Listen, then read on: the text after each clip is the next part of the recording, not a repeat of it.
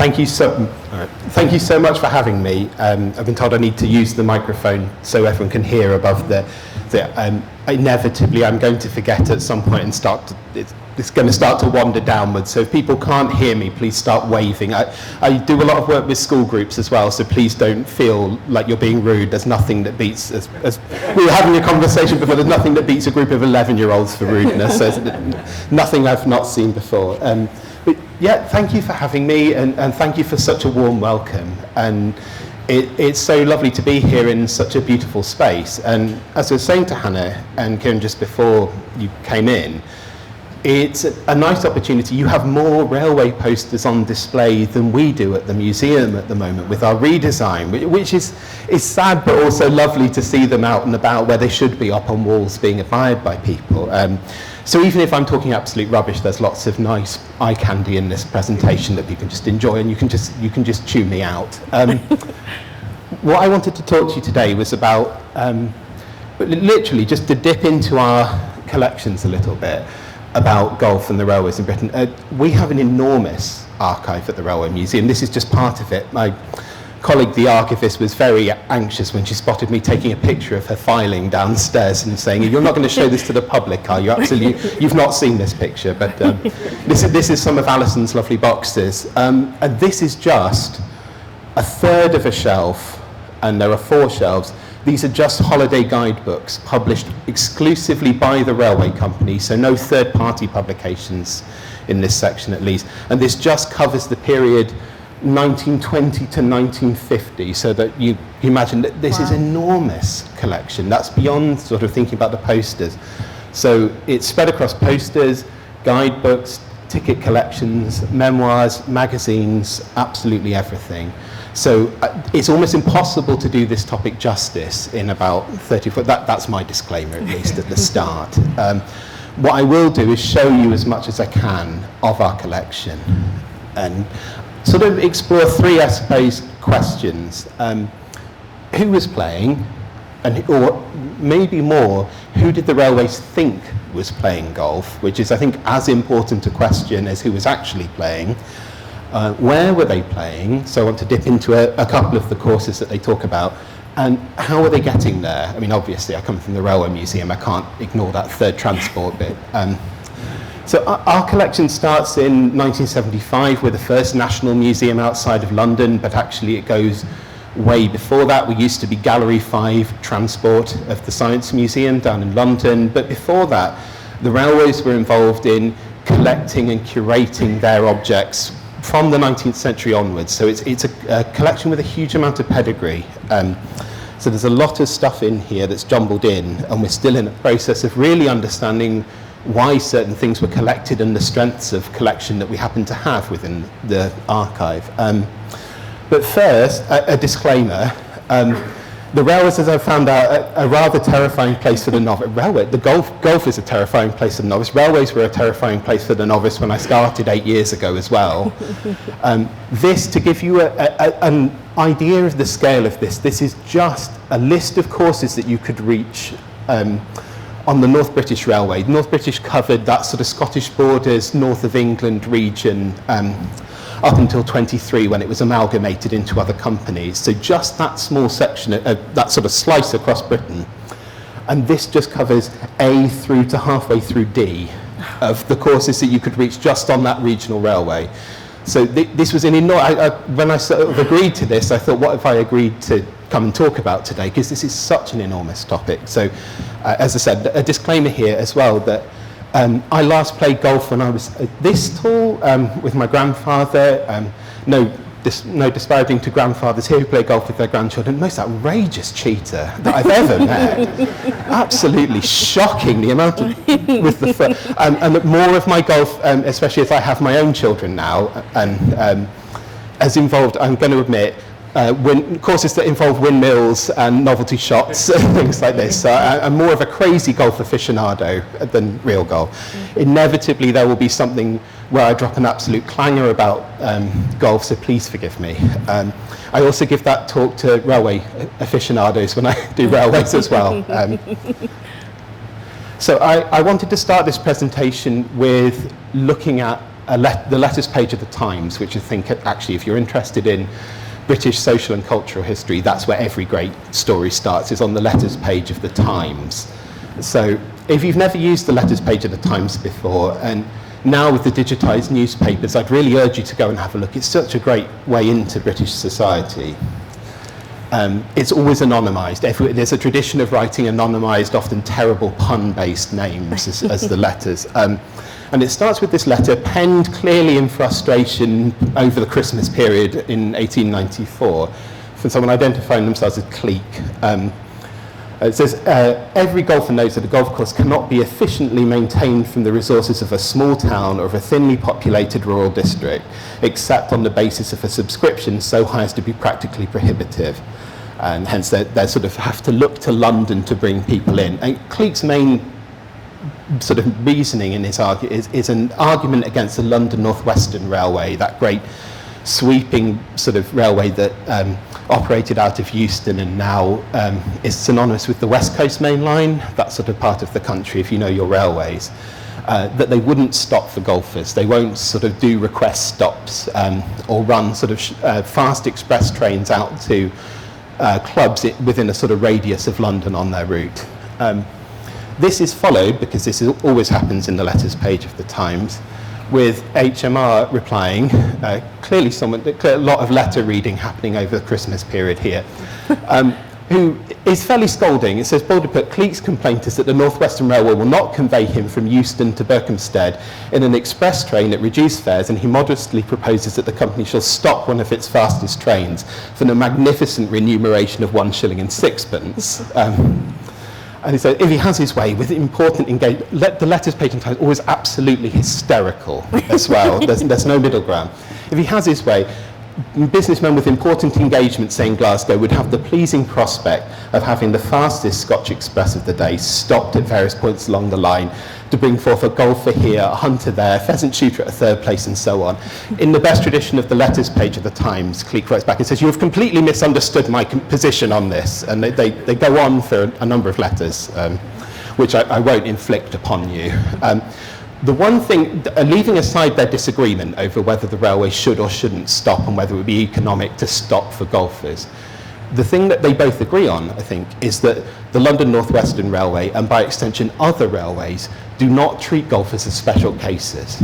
That they lump them in with, as Cleek said, the hunters, the pheasant shooters, everyone else. And Cleek's sort of obsession is, well, why do the hunters get special treatment? But that's denied. So that's a sort of starting point. So at the end of the 19th century, golfers are not special for the railways. And I think there's no better way of sort of trying to get to this than George Earle's painting. So George Earle, we have this in the museum. Some people have seen this very famous sort of depiction of Victorian sort of first-class passengers about to depart for the north. He was working on versions of this from 1876. It's exhibited a number of times at the Royal Academy. This is the sort of final version in 1893. And it's one of those big 19th century, there's lots of things to spot. You sit on the bench and you admire it for many minutes at the National Gallery sort of thing.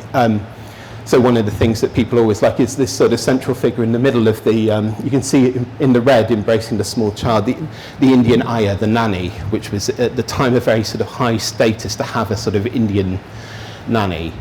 It's just a thing that people like to read in that painting. You can sort of see, though, the whole sweep of sporting activities that's being taken with these people north. So you've got the hunting and the shooting dogs, you've got fishing equipment down here on the right, and on the left, amidst a jumble of other, that's a crabbing pot and tennis rackets, you can see a cluster of golf clubs. So the thing that I bring across to you here is that Earle has the reading of the railways in the 19th century is that they do not think particularly about golfers as a special case. And I think you can see this again when he paints the counterpart piece in 1895. So this is coming south. So this is meant to be essentially the same people having finished their holiday in Scotland at Perth Station and coming south. And so you've got the dogs, you've got the hunting things have turned into hunting trophies there on the right. Curiously, I've looked at this and I've been down to see the painting in our store many times. I cannot locate the golf clubs. They're gone from this image. the closest you can get is, unless they've had a very bad round of golf and all the clubs have been abandoned, broken, there's this cluster of walking sticks, but I think this is a mountain climbing sticks, not beheaded golf clubs. And I think, again, just to reinforce the point, there's this lovely cartoon from Punch. I'm going to read this because the caption is absolutely tiny. I can barely make it out here, which is the lady on the right is saying to her mistress in front of the very exasperated guard who presumably wants this train to leave within some semblance of the timetable. I don't know how you can quite do it, but we can't see this. Oh, I can. Is that all right? Yes, absolutely. No, that's absolutely fine. I'd rather you tell me than not. So you've got here on the right. Please tell me if I keep creeping back as well. So she said, yes, my lady, James went this morning with the hunters and I've sent on the heavy luggage with Charles, but I've got your pencil case, the bicycle, your lady's golf clubs, the hunting crop, the billiard cue, the lawn tennis, the huge sort of amount, and anything that we've missed can be sent on later, and clearly the guard on the left just wants this train to go. So I would argue there is no special case for golf. They are just another type of passenger on the railway. And passengers in the 19th century, you've got to remember, make up a tiny percentage of a railway's profit. Railways are interested in freight, and that is what puts at least 85% of a railway's money onto its budget sheet so passengers are this weird, inconvenient thing that keep turning up at stations and wanting things, and why won't they leave? So it does change, though. I've called this interwar change, but I'm not entirely sure it is interwar change. I think it starts earlier, and I think it starts in lots of different ways. So you've got, if we're talking about macro level stuff, big picture stuff that's happening, we've got an increasingly affluent middle class emerging in the early 20th century in Britain, but also a middle class which has more leisure time, and sort of think about legislation around bank holidays and formalised holidays. The beginnings of holidays with pay start to happen, in the sort of early 20th century as well. So suddenly there is a sort of a marketplace for leisure, as well as a body of people who are interested in leisure time and have leisure time. You've also got an increasingly visual and hobby-based literature. So you've got more periodicals about that enormous explosion of cheap printed material that comes in the 1880s with the sort of new techniques about printing and cheaper ways of making paper. So suddenly there's lots more magazines. It's a lot cheaper to run your specialist hobby magazine about keeping chickens, or about tinkering with machines, or about going golfing at the weekend than it was even 10 years ago. It's a lot cheaper to have these. And suddenly the hobby-based literature is a lot more visually there. And remember, railways work very hard to promote the sale of magazines. They sell them through their sort of franchises and W.H. Smith. They are very aware of what's being bought and what the popular trends are at the time. They're very savvy companies, railways. You've also got this increasing movement for railways to own hotels. Railways suddenly realised that actually there's always been station hotels for travellers to sort of tide people over, and people think about the great edifice at St Pancras, for example, down in London. But there's an increasing idea that railways suddenly realise that if they own the seaside hotels, then they can take the people to the seaside and also charge them rent while they're at the seaside. And suddenly the railways get very interested in sort of owning. If the railways could, they would have invented the package holiday. I mean, we talk about Thomas Cook, but the railways are very into the idea of owning all of this as a sort of entire piece. And they start to buy up big country houses, big seaside houses. A good example is the Felix Hotel Felixstowe, purchased from its owner, a brewing magnate who sort of goes out of business after the First World War, and so the railways snatch up the sort of property at a cheap price and turn it into a hotel, surrounding it with sort of a golf course, tennis courts, a path down to the beach which has suddenly opened up, and start to sort of market this as a sort of high-end resort. I think, honestly, as well, it's influential because there's a number of railway company officials, often at high level, who are keen golfers. So Yeah, I mean, quite simply, I mean, Ian Nodder's book on this is very, very good. George Gibb, chairman of the Great Eastern Railway, hugely influential businessman at the sort of, in the Edwardian period, also enormously keen, obsessively keen golfer. But he is by no means the only one, and you can look around here, there's a couple of railway staff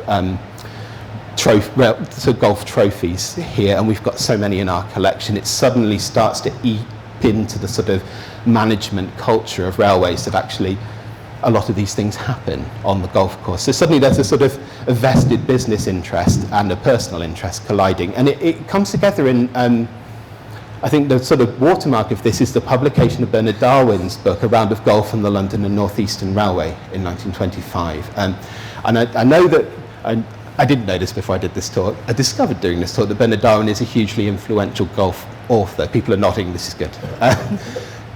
This is not an unusual publication for the railways, though. There are publications about yachting, about camping, about hiking, about absolutely everything that you can imagine. And Darwin's part of that. But this is an influential publication in 1925.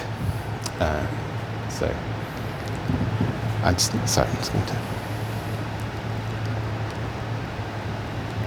You're going to wave at me if I go horrendously over time. No, not at all. Okay. Yeah, cool. Keep going. So, and it's partly pushed by the increasing visibility of people in the media. So, Edward, Prince of Wales, and this is in the collection here. Yeah. I'm glad he's not here, sort of looking at me actually while I'm doing the presentation. Captain of the Royal and Ancient Golf Club of St Andrews, by William Orpen, the great sort of breaking, modernist British artist of the 20th century, refuses to have, the club want his picture painted in the red captain's coat, and Edward refuses when he's Prince of Wales and says he wants to wear this much more modern accoutrement that he's wearing here. And but you get this sort of visual iconography of the golfer, which now looks quite dated, I think, and old-fashioned to us, but looked very striking at the start of the 20th century. Suddenly that you get, especially with the +4s, you get the visual culture of the golfer. And the railways are very, very keen on visual culture, as you're about to see. William Orpen, but I want to just point out this is not a golf poster at all. That's not what's happening in this image. William Orpen, another of those Royal Academician great painters who is tempted into commercial work by the railways. The railways are obsessive about getting hold of key artists and convincing them to do work. So, Bernard Darwin's book. The railways start to publish for a certain type of person. They start to think about golfers in a way that they haven't done before, as a group that you can identify. They're still, as you can see by this North British Railway one, they're still lumped in with other people who travel on the train to do weird hobby things and have weird bags with them by the railways. They're always sort of understood in this way. But they're either identified as a sort of golfer or as a sort of holidaying type of person or an outdoorsy type of person, and the railways start to think about these groups as sort of parts of a Venn diagram who can be very specifically marketed to and whose services should maybe start to appeal towards. And this is the change that happens in the early 20th century. So you get this raft of publications, but they also help to sort of latch onto this visual type. And I think, moving away from Darwin's book for a minute, I couldn't find a better identification of who might be doing golf in the interwar period than this one. This is from E.P. Lee Bennett's book, Golf on the Southern Railway, from 1935. I will just read it for people who can't read it at the back. So we're talking about the sort of man who is wishing to be with his wife and family on holiday, but does want in the intervals what he describes as good golf. And I have in mind the type of man who likes a simpler kind of life, who does not want a fashionable and consequently an expensive place, who would like to be allowed to sit in his grey flannels for dinner without causing comment, who needs to feel happy about his choices, essentially, and accompanied by this really quite striking sort of border illustration by Helen McKee. Now, If you'll indulge me, I'm going to wax lyrical about Helen McKee for a moment. Helen McKee is one of the railway's sort of underappreciated artists from this period, but I can think of no one, if we're talking about Bernard Darwin as someone who creates the sort of literary identity of sort of golfing, I can think of no one more than Helen McKee who starts to visually identify for the railways the type of person who is, quote unquote, a golfer. So you've got here on the left an illustration. These are all, these sort of side illustrations you've seen, these are all from the E.P. Lee Bennett book, The Golf on the Southern, which I think I'm going to try and push the museum to digitise because it's such a lovely book. The Great Waterloo Indicator Board, my colleague said, we've got that in the collection. There's a great rotational, so it would have been very, very visually identifiable for travellers who moved through Waterloo. It was one of those ones that sort of rotate, all the little pieces rotated with a great noise. But also, as you can see in the foreground, these incredibly striking figures. So Helen McKee was trained as a sort of fashion plate artist. So she works for Vogue and other fashion magazines in the 1920s and 1930s. And you can sort of see, when you get down to, she was appointed Southern's official war artist in 1940. And you can sort of see this capture of the Waterloo bookstore, for example. Again, really striking figures. You know, everyone in Helen McKee's wartime was absolutely beautiful and dressed to the nines. But that aside, she has a very, very visual sort of identity. Helen McKee, possibly, sidebar, most famous for these two images, which probably I'm not doing justice because each of these is the size of the projector screen. Waterloo at Peace and at War, painted in 1948 to celebrate the centenary of the station. Wow. And you can just about see, I think, I'm going to put the mic down for a second. You can just about see, going back, there we go. It's hard to see, so I'll point out these are visually sort of identical ones. So the idea is you flip this into war times. This is the peacetime, this is the wartime. Easiest to see with this group of marching soldiers who've lost their dress uniform and have gone into sort of actual combat uniform. Here, the only figures that stay the same are this very striking woman on her way to presumably somewhere, although her husband's now joined the Navy. And these two nuns who were always nuns. Because unless the German paratroopers in disguise, I don't know. So I shall stop indulging in Helen McKee now, except I won't. No, I will do. I have a serious point to make about Helen McKee beyond the fact that I think she's wonderful. So between them, McKee and Lee Bennett sort of encapsulate who the railways at least think is a golfer in 1935. And this might not be who is actually playing golf. And I think that's part of trying to understand the slightly tortured relationship between golf and the railways in this period. The best one here is E.P. Lee Bennett's book is very definitely pitched to a type of person. It's almost certainly a man, and it's certainly, I'll say this, so Saunton, for example, is golfing modernism of the first order. I have not got a clue what that means. I'm sure that means something to someone here. But I quite like these. Littlehampton is this very definitely a cheery, hail fellow, well-met club where everyone knows everyone else or makes it a point of doing so without any upstage nonsense. So we're not talking about, you know, the upper class here. We're talking about the sort of mobile, slightly unpretentious, but also secretly pretentious middle class. The Bournemouth, for example, I base myself in Bournemouth for golf anywhere within 20 miles of it because if you are in this part of England, Bournemouth is par excellence, a place to stay in. The Bournemouth section is brilliant because it's not about the golf course at all. It's about how attractive all of the nightclubs are in Bournemouth and how hard it is to get out of Bournemouth and onto the links to play. And then I think this rock one, St ended up, my wife's family come from Cornwall. I'm terribly afraid this place may become too well known. I've noticed with alarm when I was down there last summer that one or two of the new little hotels, and I think the term hotel is a shade optimistic, have, as one says, sprung up.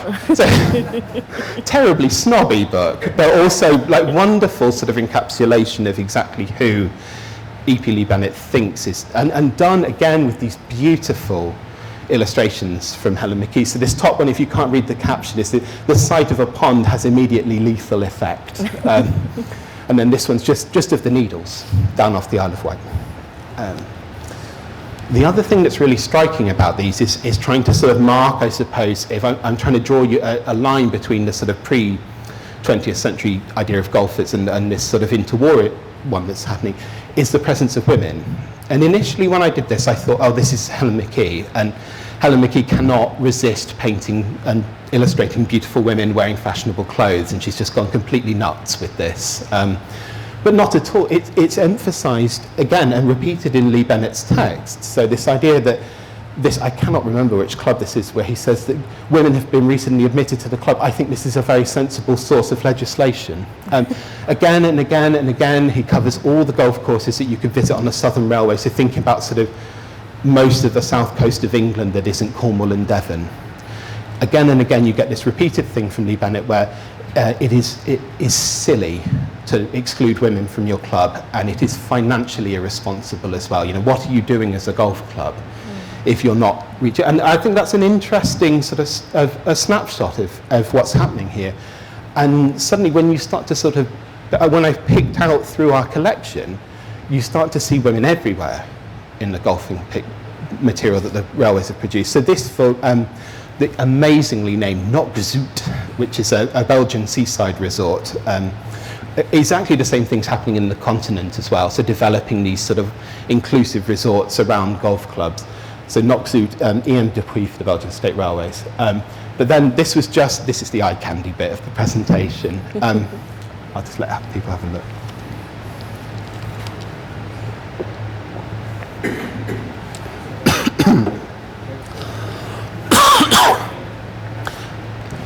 So actually, it was really quite hard to find posters that didn't feature female golfers. Female golfers often really prominently as well, not just in the background. This Silloth and the Solway one at the top's probably the most peripheral female figure that I could find. They're always there, they all have clubs. I have no idea whether this lady on the left in the North Berwick poster's outfit is appropriate for the golf course or not, but they're always there. My senior curator colleague is about to retire, and the posters are his absolute joy. So he chased me out of the office when I went to get my train to remind you that this poster in the middle by, oh dear, I got to look up the name. He's going to be very embarrassed with me. Where is it? Frank Newbold. This North Berwick poster here is, if you know your Impressionist work, this is a direct copy of Déjeuner de Dans le Herbe, the Manet painting of the group of people having a sort of picnic in the park from 1863. So there's a high art reference in there. So I've done Ed proud before he retires. Well done. And you know, these are a radical poster direction. There's a radical poster, particularly Frank Pick, whom people more know for his design work on London Underground. So he visually brands everything you think about as the London Underground is down to Frank Pick's art direction. But before that, he worked for the London North Eastern Railway and hired people like Newbold to do these things. So the other thing that you get from these texts, though, is an idea of who golf is not for, or who railway golf is not for. And this is where I think we have to get into like the nitty-gritty of it, right? So if you go into Punch, then it's very much about class. So, you know, these two lovely, very middle-class people in their scruffy but still quite fashionable attire, in their +4s, because they're in their +4s because they're golfers, have arrived. And I say your children mustn't play on the green. And you know this woman's working class in Punch in 1927 because she starts her sentence with "gah," just like a noise, not even a word. Spoiling their innocent fun. Ain't there plenty of other greens for you to go and play on, you know?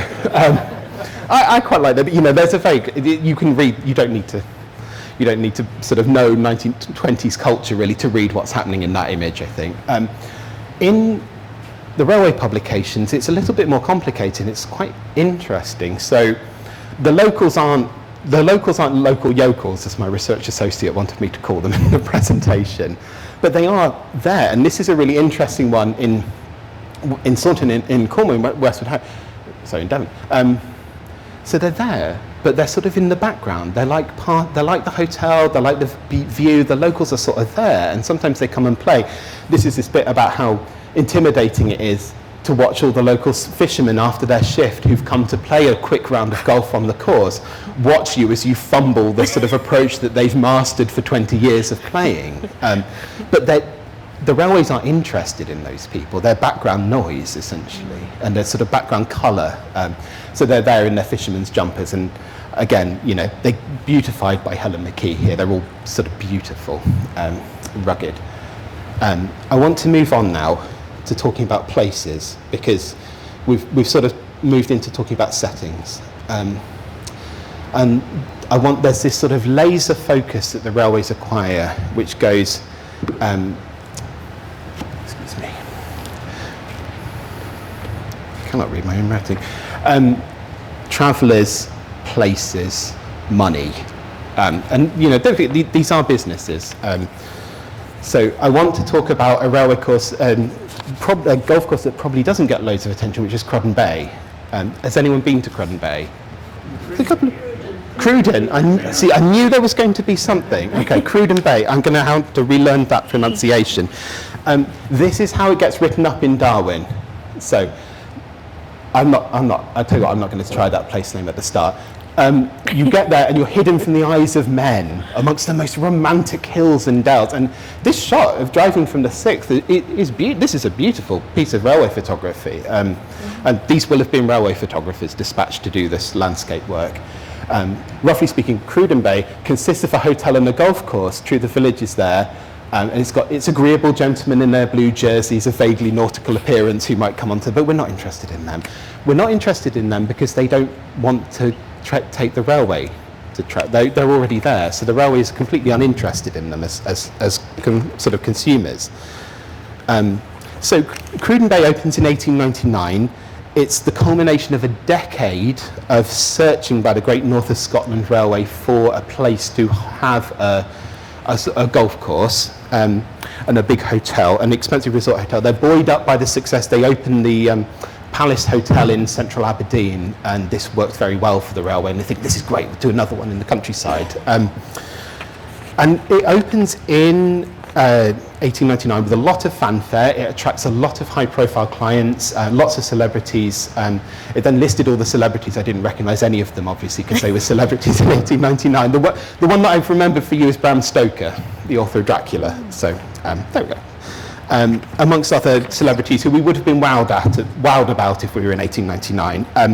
The railway companies put up all sorts of prizes for the opening. They attract loads of sort of celebrity and professional golfers. Harry Varden, who's that year's Open champion, wins the prize of £30 that the railways have put on, but they sponsor, I think, 12 prizes for the opening course. And the course is then redesigned by Tom Simpson and Herbert Fowler in 1920 through to 1926. So again, a sort of a modernisation. But Crudden Bay is a really weird one because it's built on this branch line that the Great North of Scotland Railway know is not making money. And maybe it's an idea that they will try and, you know, this will be the thing that turns around the branch line. But this is a branch line that's carrying, I think, 4 passenger trains a day and 2 freight trains, one in the morning and one in the evening. So it's not doing a huge amount of traffic already. The idea is that they want to pull the nouveau riche of 1920s Aberdeen and Aberdeenshire to the coast, to this hotel. And they put enormous amounts of money into this hotel. This hotel has its own hugely expensive electricity generator in the basement, so that everything, you know, when it's taken over by LNER, that hot and cold water in every room. This is like a 60-room hotel. This is a big business venture for this railway. And then, I'm very used to coming to this from the railway, so I was expecting this thing to have its plug pulled when the LNER took it over. So in 1923, for those who don't know, the railways are all sort of amalgamated into 4 big companies. And one of the things that the LNER does is ruthlessly cut branch lines that it doesn't think are money making. We associate that with beaching in the 60s, but it's a long-standing part of railway tradition. And I thought this will be it for Crudden Bay. I was thinking when I was reading the material, but no, it continues. And the LNER deploy their best and their brightest. So you get Tom Purvis, who you might know as a sort of 1920s artist. You have seen a Tom Purvis poster, even though you might not know it's a Tom Purvis poster of railways. You've got Frank Newbold again here, and then you've got, I can never remember who this is, but this weird one where you're associating it with smugglers as well, but there's also golf being played. So there's a huge emphasis. They build this tram service to take people from the station to the hotel.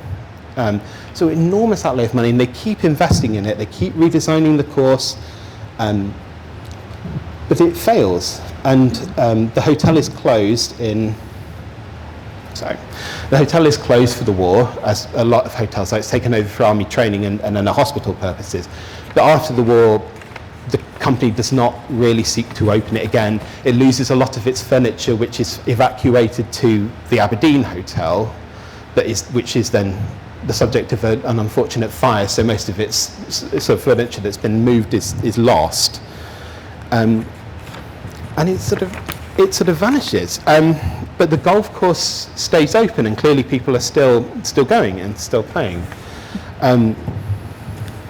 So I wanted to sort of talk a little bit now at the end about, well, why did it fail then? What happens to Crudden Bay? It's partly because what happens with the railways is they don't match that times conversation that I was talking to you about at the start. And Crudden Bay is a really good example of that, because what Cleek wanted right at the start was short hopping services that took golfers to courses near to them. And as HMR pointed out, that was never going to be economically very viable for the railways. It was never going to pay to set lots of these special services up. So it makes sense to get Bernard Darwin to write a book encouraging people to sort of go on, but it doesn't make sense to keep running special services to these places and enormous outings. Because golf's not the sort of sport in some ways that encourages that, and that's not what a lot of golfers seem to want beyond special occasions like the Open. There's also a sort of element of prestige here, where they wanted to have the big statement hotel, the big holiday sort of destination, the big thing that you market, and that's why they go in so hard on marketing places like Crudden Bay.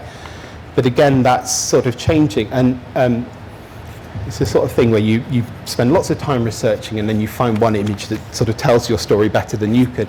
It's this top right, this snapshot of the 1947 British Open. I was watching this, and suddenly there was a shot of the crowd, and behind them is this sea, 5 deep of cars in 1947.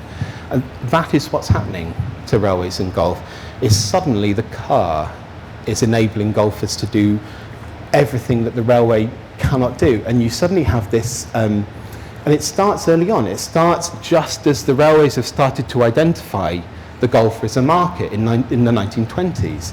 So you get Car and Golf, which my favourite, the only journal published for the motoring golfer and the golfing motorist. And I thought, this is interesting. This is such a sort of strange moment, and this is the thing where you suddenly realise you're the curator at the Railway Museum and you can't spend too long talking about cars. But E.P. Lee Bennett, this is a man who is hired by the railway companies to write a book to encourage people to take the train to play golf, starts his story with an anecdote about people driving to golf. And there is one moment where he mentions, so there's a timing chain on car number one. There's two groups. There's Lee Bennett's group and then the friend who's gone ahead. And all of these sort of humorous like cavalcade of errors happen with Lee Bennett's car. It breaks down. Then it's Sunday, so all the shops are shut. Even the licensing laws are in full blast, so they can't even drink their sorrows away. They're halfway to the golf club and the hotel where they need to be. One of them longs for the good old Southern Green incorruptible train.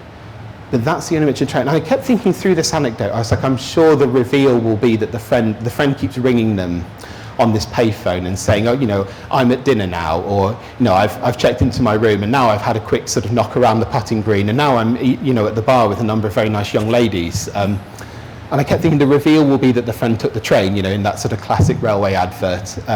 No, it turns out the friend just took a different route by car. And you see, what a strange way to start a book funded by the railways, this anecdote about how people effectively go by car. But I think it's almost too late. By the time the railways have identified the golfer as a market, the car has started to fill the niche that the railways have left, that niche that starts in the 1890s.